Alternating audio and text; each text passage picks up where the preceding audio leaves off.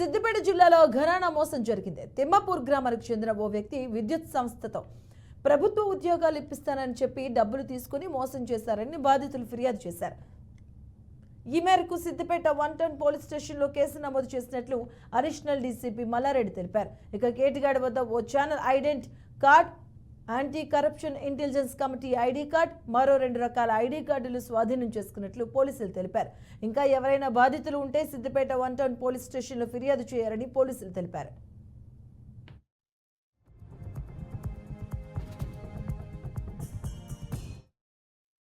ఉద్యోగాలు ఇప్పిస్తానని చెప్పేసి వీళ్ళ దగ్గర ఒకరి దగ్గర 4,15,000, తర్వాత ఒకరి దగ్గర 1,50,000 కొంత క్యాషు కొంత ఫోన్పే ద్వారా వేయించుకున్నాడు.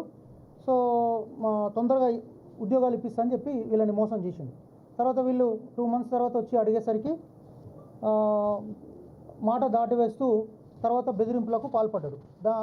దానిలో భాగంగా ఎలక్షన్లు అయినాయి, గవర్నమెంట్ మారింది, మళ్ళీ గవర్నమెంట్ మారింది కాబట్టి మళ్ళీ ఉద్యోగాలు ఇప్పిస్తానని చెప్పి వీళ్ళని చీట్ చేయడం జరిగింది.